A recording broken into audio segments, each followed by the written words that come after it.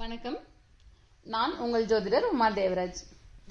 இன்னைக்கு நம்ம பார்க்க போறது நட்சத்திர வரிசையில 8வது நட்சத்திரமாக இடம்பெற்றிருக்கக்கூடிய பூசம் நட்சத்திரத்தை பத்திங்க. பூசம் வள்ளலார் பிறந்த நட்சத்திரம்ங்க.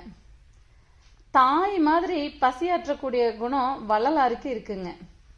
அதே மாதிரி தாங்க பூச நட்சத்திரத்துல பிறந்தவங்க பசி பொறுக்க மாட்டாங்க. யாரு பசியோடு இருந்தாலும் இவங்களுக்கு தாங்கிக்க முடியாதுங்க. பிறர் பசியை தீர்க்கிறதுல முன்னுரிமை கொடுப்பாங்க. அன்னதானம் செய்யணும்னு விருப்பம் இருக்கிறவங்க இவங்க தாங்க. இவங்க கேட்காமையே எல்லாமே கிடைக்குங்க. படிப்பு, பதவி, இந்த மாதிரி எல்லாமே இவங்க கேட்காமையே கிடைக்கும். ஆனா இவங்க அதை ஏத்துக்காம மறுத்துருவாங்க. இதுக்கு உதாரணம் சொல்லணும்னா பூசத்துல பிறந்த இன்னொரு நபரை பத்தி தான் சொல்லணுங்க. அது வேற யாரும் இல்லைங்க, நம்ம ஸ்ரீராமரோட தம்பி பரதன் தாங்க. அவரோட அம்மா தசரதன் கிட்ட இருந்து நாட்டை வாங்கி அவருக்கு கொடுத்தாங்க. ஆனா பரதன் அது மேல ஆசைப்படலைங்க. அதை வேணான்னு விட்டு கொடுத்துட்டாரு. அதே மாதிரிதான் இவங்களுக்கும் எல்லாம் தேடி வரும், எதையும் எடுத்துக்க மாட்டாங்க. பூச நட்சத்திரத்துல பிறந்தவங்களுக்கு சித்தர்களுடைய ஆசீர்வாதம் கிடைக்குங்க. ஆன்மீகத்துல கொஞ்சம் ஈடுபாடும் இருக்குங்க. பூசத்துல பிறந்தவங்களோட குடும்பத்துல கோவிலுக்கு தான தர்மம் பண்றவங்க, கோவில்ல ட்ரஸ்டி மாதிரி யாராவது ஒருத்தர் இருப்பாங்க. பூசத்துல பிறந்த பெண்களுக்கு மாமியாருடைய சப்போர்ட் நல்லபடியா கிடைக்குங்க. அவங்க பெரும்பாலும் கூட்டு குடும்பத்துல இருக்கிறத தான் விரும்புவாங்க.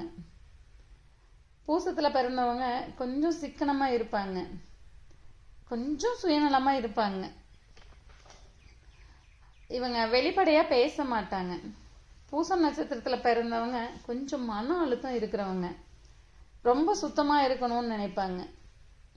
இவங்க உழைப்புக்கு ஏற்ற ஊதியம் அப்படிங்கிறது கிடைக்காதுங்க. பூச நட்சத்திரத்துல பிறந்தவங்க எதிர்பார்ப்புகளை வச்சுக்க கூடாதுங்க. எதிர்பார்ப்புகள் ஏமாற்றத்தை கொடுக்குங்க. இவங்க குடும்பத்துல வெளிநாடு போனவங்க இருப்பாங்க. இவங்க பிறந்த குடும்பத்துல தற்கொலை, ஆக்சிடென்ட், கேன்சரு, டிபி, ஆஸ்துமா இந்த மாதிரி பிரச்சனை இருக்கிறவங்க இருப்பாங்க. பூச நட்சத்திரத்துல பிறந்தவங்களோட குடும்பத்துல ஜீவசமாதி வழிபாடுங்கிறது ஒண்ணு இருக்குங்க. அமானுஷ்யம்னா என்னன்னு தெரிஞ்சுக்கிற ஆர்வம் இவங்களுக்கு இருக்குங்க. பூச நட்சத்திரத்துல தட்சிணாமூர்த்திக்கு விரதம் இருந்து வழிபடுறது ரொம்ப சிறப்புங்க. பூசத்துல பிறந்தவங்க நொறுக்கு தீனியை ரொம்ப விரும்புவாங்க.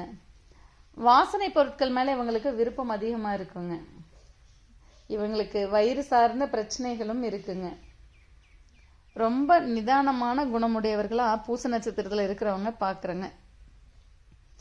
மீண்டும் ஒரு பதிவில் சந்திப்போம். நன்றி, வணக்கம்.